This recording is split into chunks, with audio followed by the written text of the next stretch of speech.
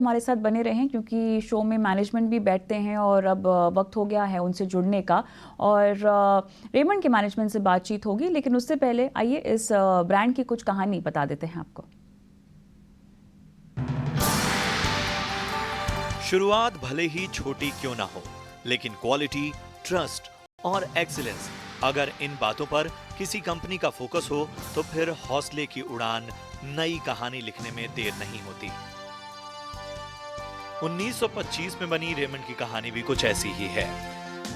मुंबई के ठाणे में एक छोटी वुलन मिल से हुई शुरुआत आज रेमंड को बेहतरीन फैब्रिक बनाने वाली दुनिया की चुनिंदा कंपनियों की लिस्ट में शामिल करती है। शुरुआत टेक्सटाइल से हुई और जैसे जैसे कामयाबी का कारवां आगे बढ़ा, कारोबार का विस्तार दूसरे सेक्टर्स में भी हुआ। आज रेमंड ग्रुप टेक्सटाइल, एपरल्स, डेनिम के साथ साथ एफएमसीजी, इंजीनियरिंग और रियल एस्टेट में भी कारोबार कर रहा है। कंपनी के चौथी तिमाही के नतीजे अच्छे रहे हैं, आय और मुनाफा बढ़ा है, जबकि एबिटा और मार्जिन में भी बेहतरी देखने को मिली है। रियल्टी सेक्टर में आई तेजी से FY25 के लिए ग्रोथ आउटलुक क्या रहेगा, टेक्सटाइल सेगमेंट के लिए क्या खास रणनीति रहने वाली है, इन तमाम मुद्दों पर चर्चा करने के लिए हमारे साथ जुड़ गया है रेमंड का मैनेजमेंट। चलिए, तो हमारे साथ ग्रुप CFO अमित अग्रवाल भी जुड़ गए हैं। और अमित, स्वागत है आपका हमारी इस खास पेशकश में। और ओवरऑल हमने देखा कि ग्रोथ के लिहाज से काफ़ी हद तक रियल एस्टेट सेगमेंट से सहायता मिली है, लेकिन अब यहाँ पर ये जो मोमेंटम है FY25 में कितना कंटिन्यू रह सकता है, इसके बारे में आप क्या कहेंगे?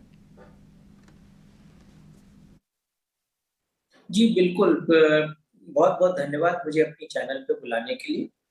और आपने जैसे बताया कि रियल एस्टेट का, देखिए रियल एस्टेट में अभी हमारी बहुत ग्रोथ क्या हो रहा है कि हम प्रोजेक्ट पे प्रोजेक्ट अगर अपना लॉन्च करते हैं तो उसके कारण हमको बहुत अच्छी सेल्स बुकिंग आती है। जैसे मैं एक सिंपल एग्जांपल देता हूँ कि बांद्रा में अभी हमने जो प्रोजेक्ट GTA का लॉन्च किया है, उसमें फर्स्ट 40 डेज के अंदर में हमने जो इन्वेंट्री लॉन्च करी उसके 60% इन्वेंट्री बुक कर दी। और अगर आप पूरे 23-24 में देखें तो ऑलमोस्ट 2300 करोड़ की हमने प्री सेल्स बुकिंग करी है, जो कि बहुत अच्छा ये दर्शाता है कि आगे के सालों में ये रेवेन्यू इवेंचुअली हिट होता है। तो इस तरीके से अगर हम देखते हैं तो हमारे जो प्रोजेक्ट्स लॉन्च किए हुए हैं और जो हमारे लॉन्च करने का प्लान है आगे के साल में, उससे क्लियर दर्शाता है कि हमारी रेवेन्यू की ग्रोथ और एबिटा की ग्रोथ और पूरी मार्जिन प्रोफाइल सब कुछ बहुत अच्छी इंप्रूव होती दिखती है। तो अगर मैं ब्रॉडली आपको बताऊं तो हमारा जो रियल एस्टेट का बिजनेस है, उसमें हमारे थाने लैंड से करीब-करीब 30,000 करोड़ का रेवेन्यू का पोटेंशियल है ओवर द नेक्स्ट 7-8 इयर्स।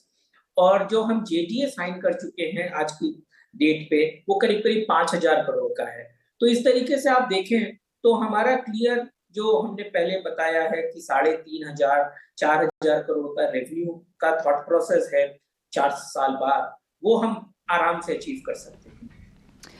तो अमित जी, यहाँ पर टेक्सटाइल बिजनेस पर हम बढ़ें उससे पहले लैंड पार्सल रेमंड के साथ कितना है, रेवेन्यू पोटेंशियल इसका कितना है, जरा इसकी जानकारी दे दीजिएगा। जी बिल्कुल, अभी हम लोगों के पास थाने में लैंड है 100 एकड़ की, जिसमें 40 एकड़ में अभी एक्टिव डेवलपमेंट चालू है और 60 एकड़ हमारे पास डेवलप करने को और है। तो जो 40 एकड़ है उसका करीब-करीब रेवेन्यू पोटेंशियल है 9 से 10,000 करोड़, जो हम रेवेन्यू कंटीन्यूअसली अकाउंट फॉर करते जा रहे हैं जैसे हम बना के बेचते हैं। और हमारे सबसे खास बात ये है कि हम डिलीवरी अपने अपार्टमेंट्स की रेरा की टाइमलाइन से पहले कर देते हैं। तो जैसे हमारा जो पहला प्रोजेक्ट था फेज 1, वो हमने रेरा की टाइमलाइन से 2 साल पहले डिलीवरी किया, तो जिसके कारण सेल्स ट्रैक्शन बहुत अच्छा आता है। और जो बाकी 60 एकड़ है वो प्रोग्रेसिवली हम कंस्ट्रक्ट करते चलेंगे। आगे अगले 6-7 साल में हम उसको भी बना के कंस्ट्रक्ट कर देंगे। बट हमारी रियल एस्टेट की जर्नी सिर्फ थाने लैंड से एसोसिएटेड नहीं है। हम थाने के बियॉन्ड MMR रीजन में JDA प्रोजेक्ट्स करते हैं, जॉइंट डेवलपमेंट, जिसमें कि हमारा कैपिटल इंटेंसिव नहीं होता कि मुझे लैंड नहीं खरीदना पड़ता।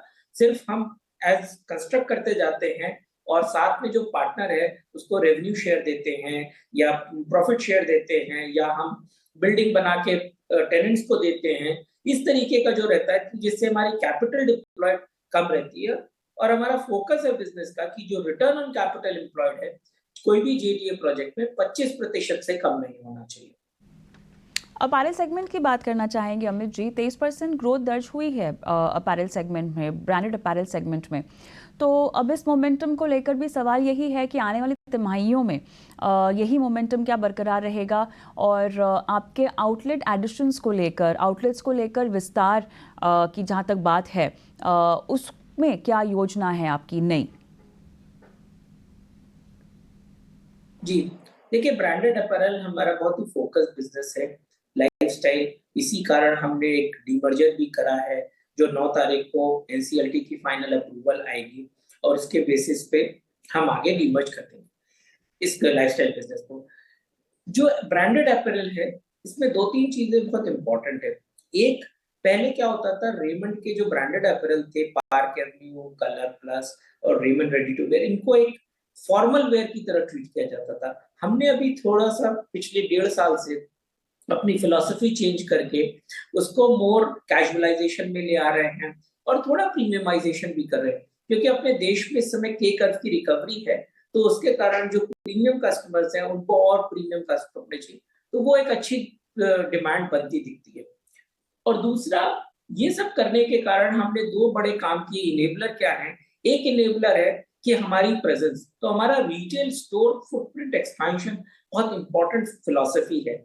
पिछले साल हमने 200 नए स्टोर खोले और आगे 3 सालों में करीब-करीब हम 350 से 400 नए स्टोर और खोलेंगे।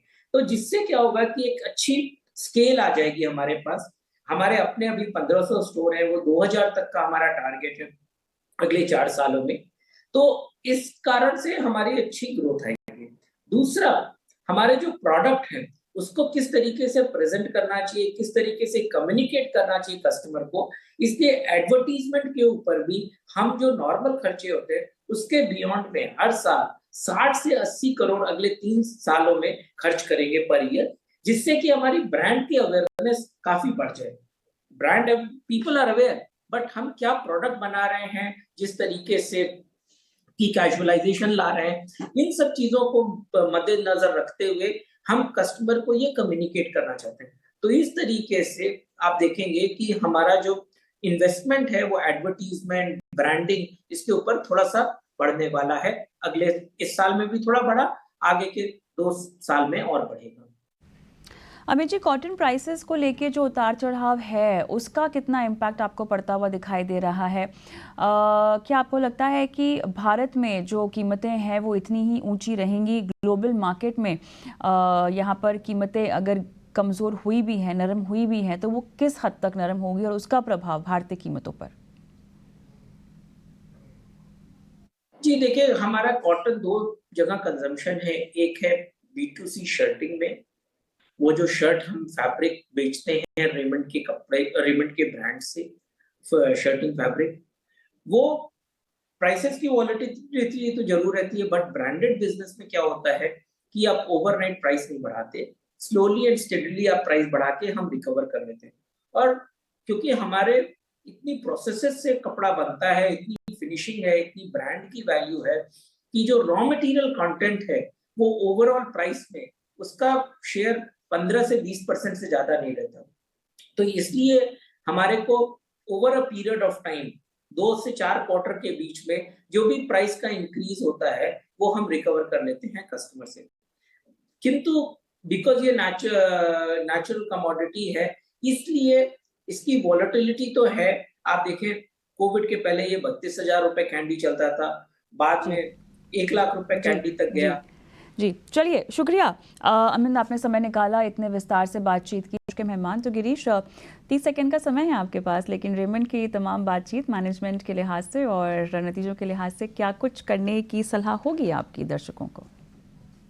देखिए, बहुत एडवांस डाइवर्सिफाइड बिजनेस मॉडल है एंड मेरा व्यू तो ये रहेगा कि अगर आपका लॉन्ग टर्म नजरिया है तो डेफिनेटली बेट रखिए, बिकॉज 3 अलग-अलग वर्टिकल्स है, तीनों वर्टिकल्स में एक्सीलेंटली काम कर रही है। एपल्स में देखें तो ऑलरेडी स्टोर्स ओपनिंग से लेकर एथनिक वेयर से लेकर बाकी सारे वर्टिकल्स में बहुत अच्छा रिस्पॉन्स है इनका। एंड अगर लैंड बैंक की हम बात करें तो ऑलरेडी मैनेजमेंट से हमने सुना कि जिस तरीके का आगे 3 से 5 साल का एक्सपेंशन मॉडल है, तो अप्रॉक्सिमेटली कहीं पे भी हम 10,000 करोड़ का एक रेवेन्यू मॉडल देखते हैं इस 3 से 5 साल के टाइम फ्रेम के लिए, क्योंकि वर्टिकल्स बहुत सारे चल रहे हैं। रीस्ट्रक्चरिंग मॉडल पे भी इनको बैंडा से जो लैंड बैंक मिला है, उसमें भी काफी बेनिफिट मिलेगा अगले 3 साल के टाइम के लिए।